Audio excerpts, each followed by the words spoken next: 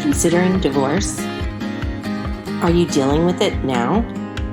Are you on the other side and not sure what comes next? You've come to the right place. Welcome to the Divorce Do's and Don'ts Show with your host, Lisa C. Decker.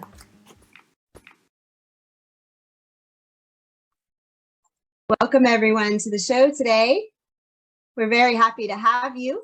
My name is Marcella Kripe. I'm executive assistant to our regular host, Lisa Decker. And just for today, I am actually the host of the Divorce Do's and Don'ts Show. So today we're going to be talking about how to dump your divorce diamonds safely, securely, and profitably with our guest, Shreya Mehta. Shreya was born in Belgium and now lives in New York. She is a fourth generation diamond business family, so she knows her stuff. She knows the ins and outs of the diamond industry, and with Sellring New York, NYC, she strives to disrupt the secondary fine jewelry market by cutting out the middleman, by leveraging the global distribution of about 6,000 retailers from their parent company, AMIPI Inc. Sellring NYC can offer competitive pricing for customers. Shreya understands the emotions that come with selling and or buying jewelry and has created a safe, trustworthy environment for every customer on this journey. So we want to thank you so much for coming today, Shreya. Welcome to the show. Thank you, Marcella. Thank you so much. And, just one thing to add to that is people always ask me that, you have this parent company where you sell diamonds to all these retailers. Why did you start Sellring?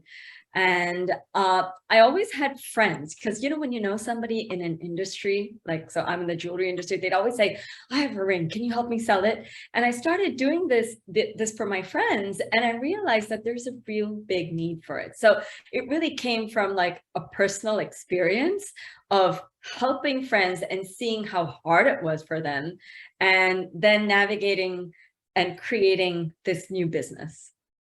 Well, we're very happy to have you because we know, for one thing, I know you've done quite a few speaking engagements around the country. And I know that this is something that both at Divorcetown USA and at Amicable Divorce Network, you have become a really valuable resource to our clients and people who are looking for for a place that they can safely and securely get rid of jewelry that maybe they don't want anymore. Maybe it has bad memories.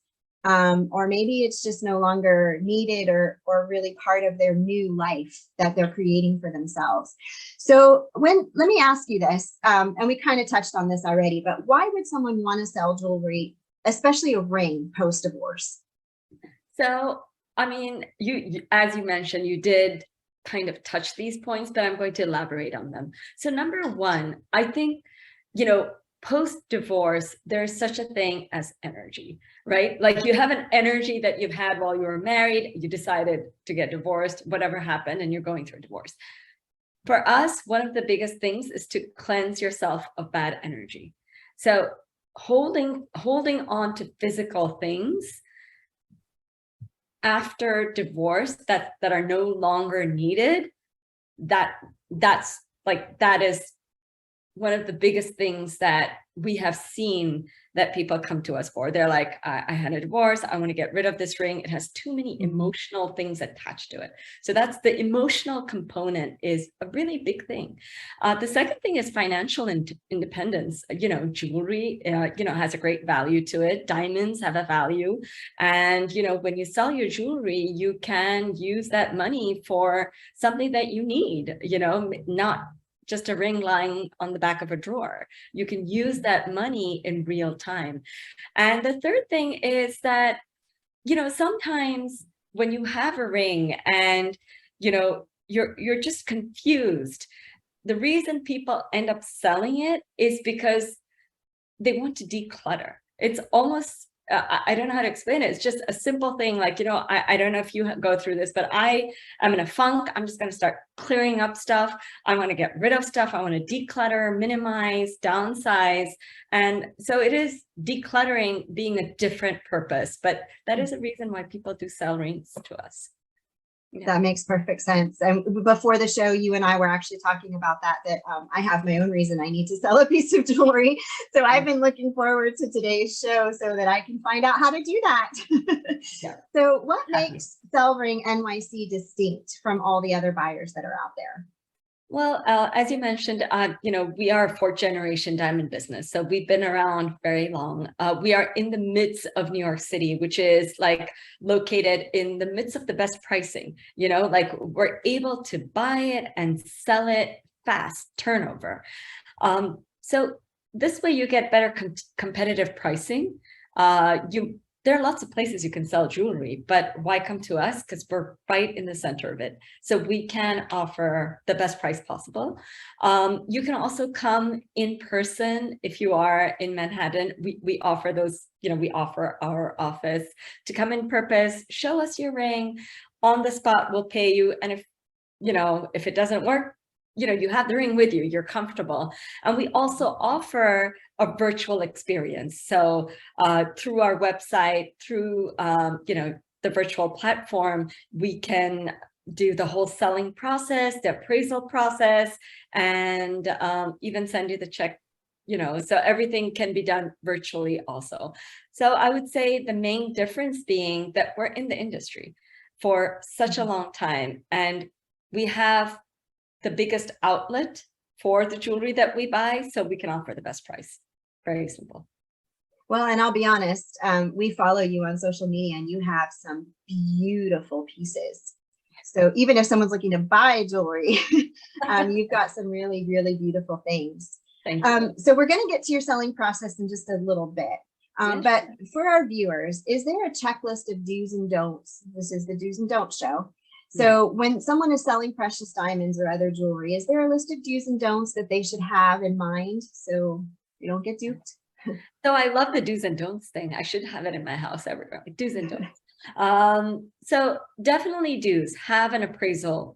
If you have an appraisal, you have like the bill, if you have any invoice, that's really important. Second thing, if you have a diamond, it mostly should be certified. So if you have the GIA certificate, make sure you don't lose it. Keep it in the most safest place possible, because you need the GIA certificate, any appraisal forms, any bills, and even keeping the original boxes helps. So these are the do's of like just even presenting it to someone to sell it. The more you have, the better value you're going to get for it.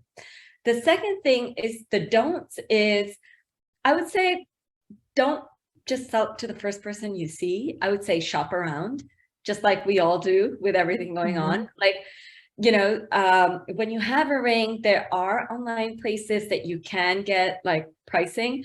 You can walk into retail shops and pawn shops, because what happens with us is we get a customer with a ring, they'll come to us first and we'll tell them, say, $10,000 for a particular size. They have no idea. In their mind, the appraisal form says $20,000. Now, insurance appraisals for jewelry are always inflated. That's something to know, that all insurance documents pertaining jewelry is usually inflated. So when someone tries to sell a ring and they have an insurance appraisal of $20,000, they think they're getting that, but usually, actually, 100% they're not getting that, especially when they're selling their jewelry. So when they come to us, say, for example, we offered 10,000, then they're like, no, and then they just change their mind. But if they shopped around, they would see that, wait, we're going to get 8,000 here and 7,000 here. It's like, you really need to do your market research, because these are big amounts. And, I highly recommend doing that piece of homework before you sell it. Yeah. Excellent. I agree with that. And I appreciate that too. And I think from this perspective, one of the do's would be shop around, do your research, and then go to Shreya last. Because we do have confidence that she's going to give you the best deal. Yeah. So we talked a little bit about your selling process, because the grand majority of our viewers are not in New York City. So tell us a little bit about the selling process, especially the virtual process for those who are outside of the city. So, and also to let you know, Cell Ring customers, majority are not in the city, like majority all over the country. So the process is pretty simple. It is, we have our website, www.cellring.nyc.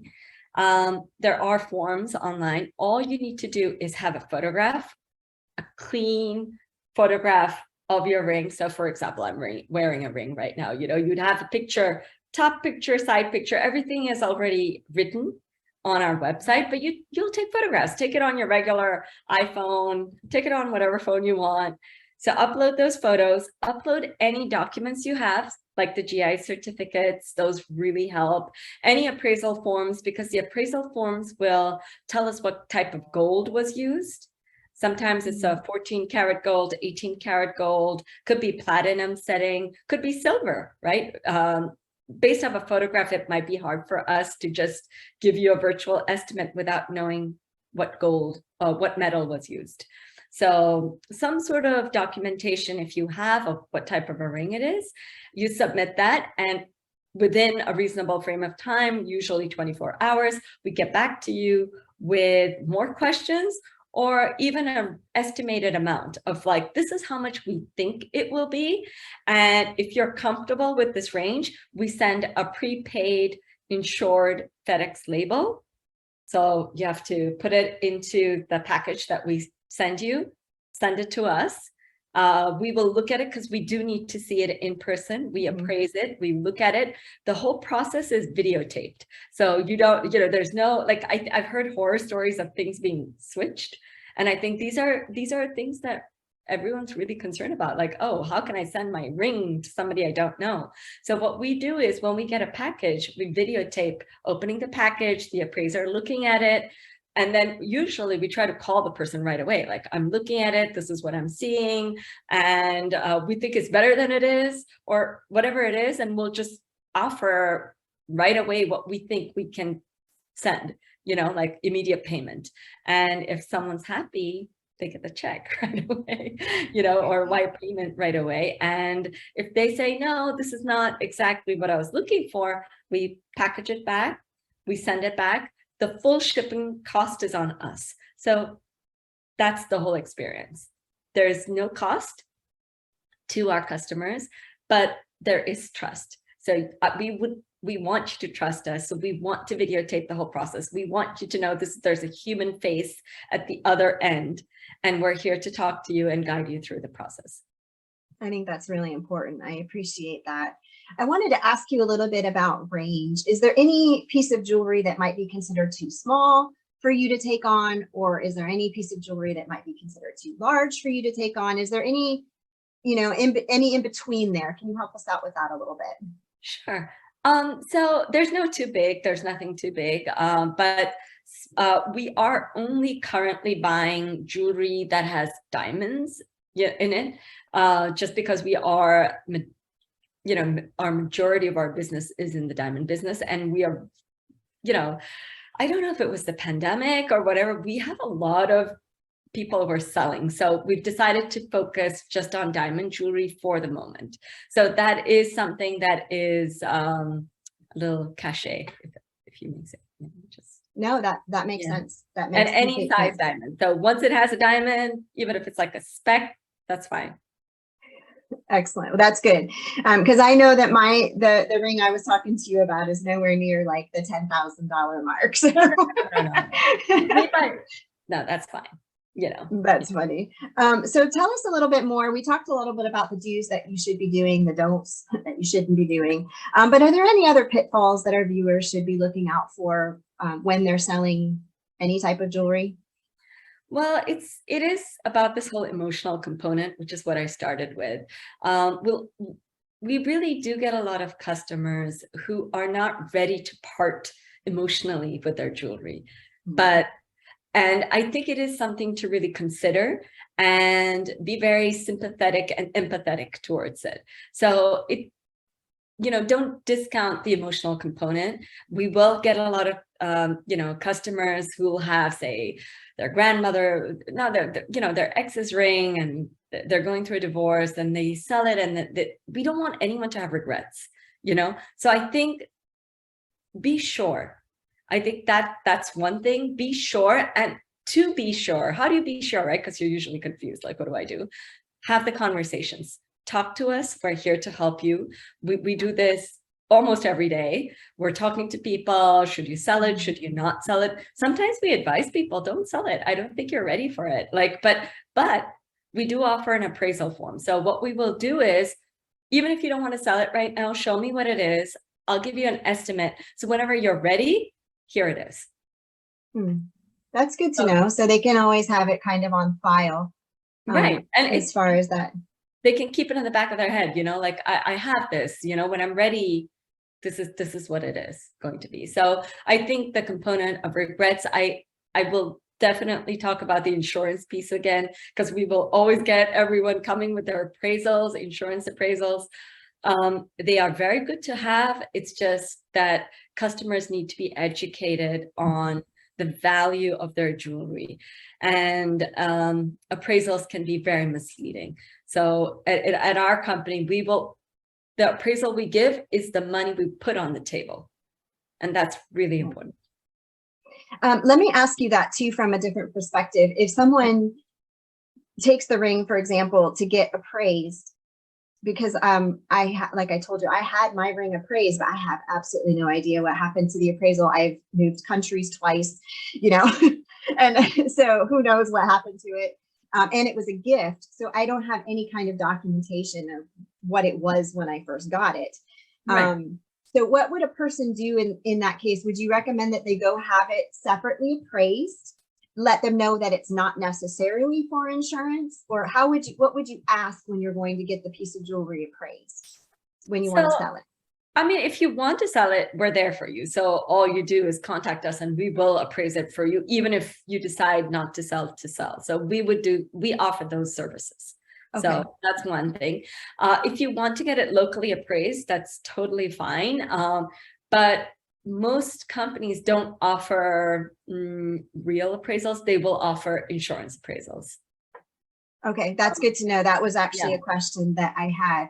And going back to the insurance part of things, I know this is something that I didn't do for a long time. And I never had insurance on my jewelry in the other countries that I lived in. But is that something that you recommend? Do you recommend insuring jewelry? At what point is it worth it to insure it in your professional opinion? So I know if you have one engagement ring, like if you have one or two things, usually it gets covered a little bit under general insurances. But I think heirloom pieces, those should be insured.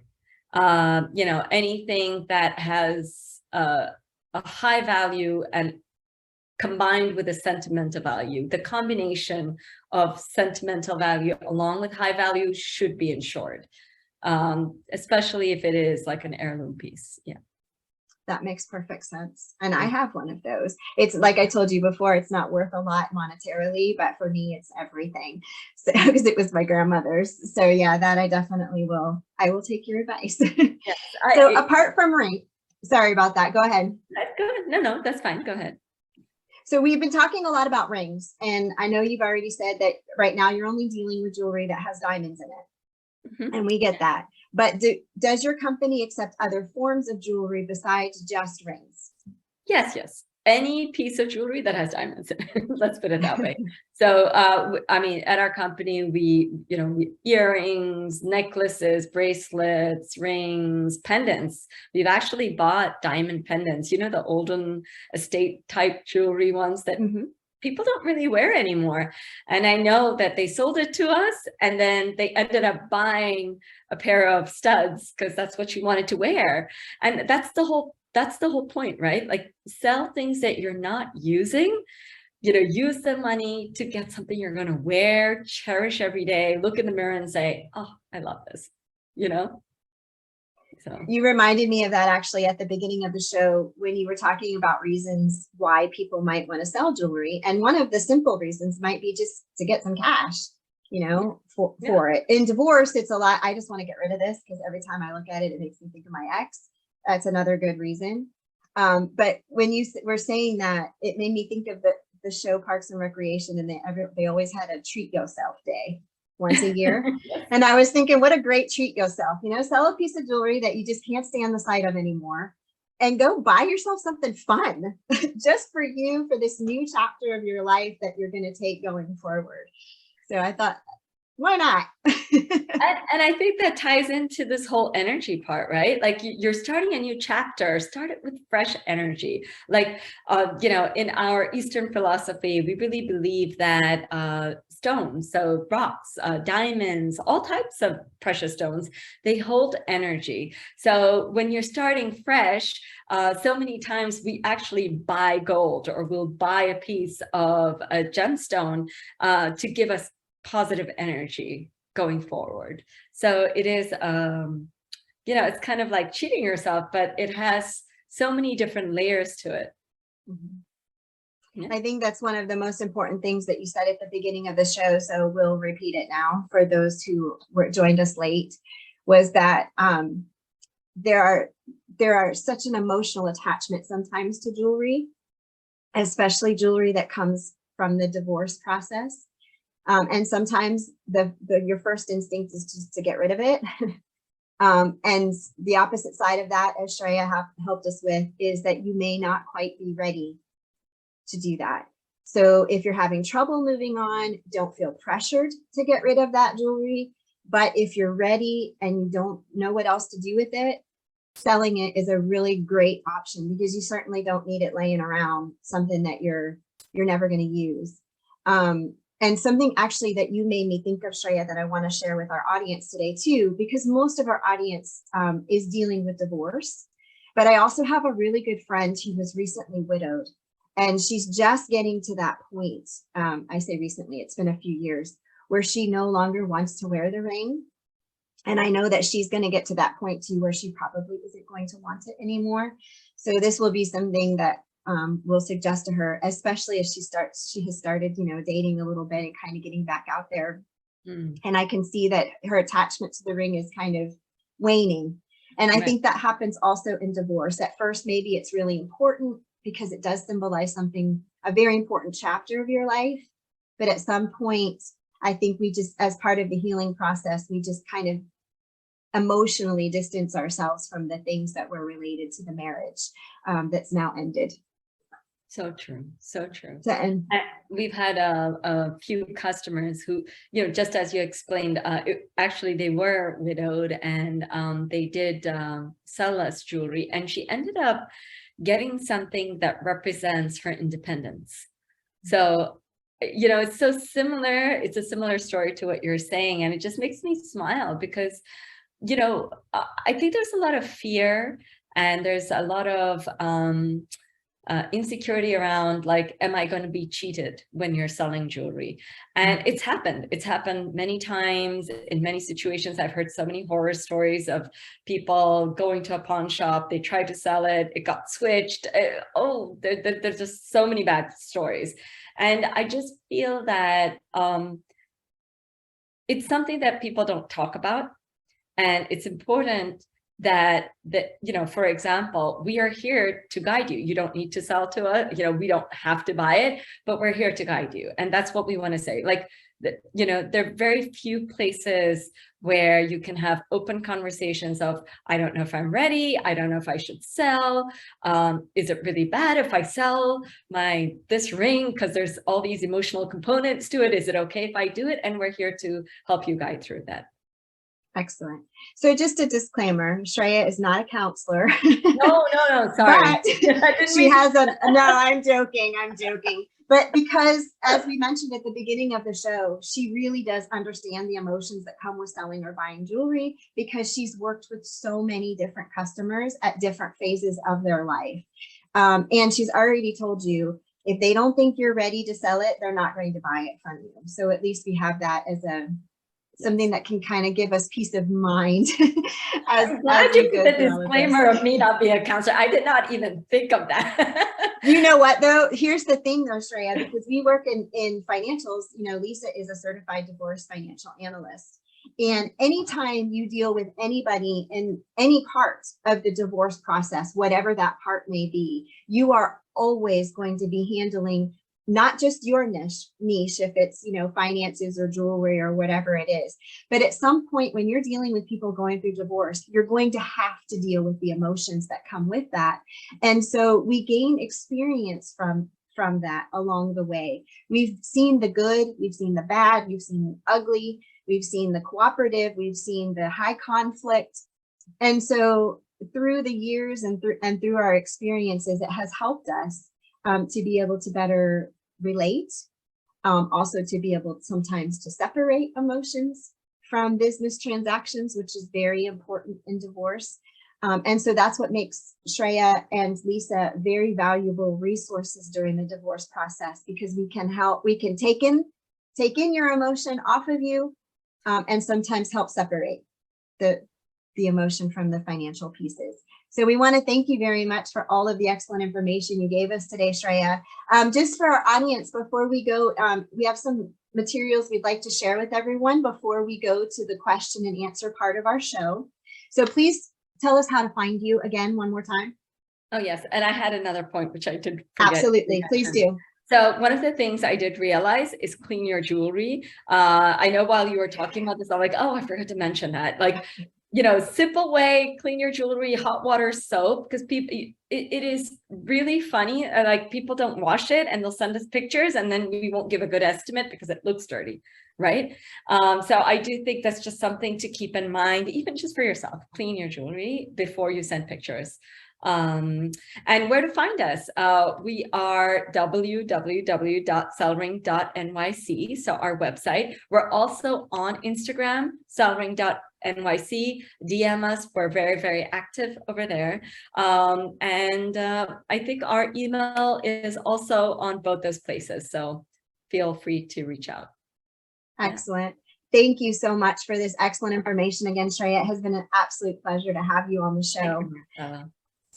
So before we go, we just want to very quickly share some free resources and some things that Divorcetown USA, as the people who bring you this show, we want to make some of these resources available to you. So here you have the Divorcetown roadmap for those of you who are beginning the process, or maybe you're not crazy about where your process is going.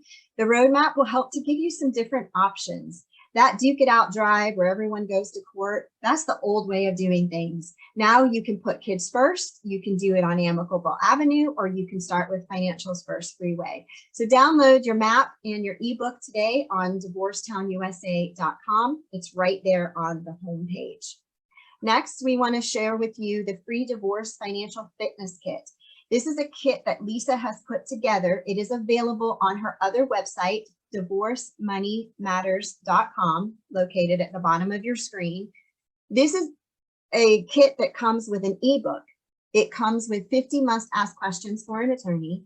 It also has a working spreadsheet. So this is actually a project. This is something that's going to help you start gathering documents, figure out what you need, and then put them in the proper places so that you have them ready no matter where you are in the divorce process. Finally, we also want to make everyone available of the free support group. It is available through meetup.com, or you can go to divorcetownusa.com, go to the events section, and the upcoming meetings will always be listed there. So you can get to it either way, directly through Meetup, the Divorce Help and Hope Support Group, or through divorcetownusa.com. Last but not least, what do we have coming next week? Well, next week, we're going to talk about how to take care of ourselves during the divorce process by recognizing symptoms and signals of when we need to slow down or stop, so we can choose to stop before we have no choice. And our guest, Nancy White, is going to help explain more about that next week. Same time, same channel. Once again, everyone, thank you so much for being part of this show. We appreciate all of you, and we cannot wait to see you again next week.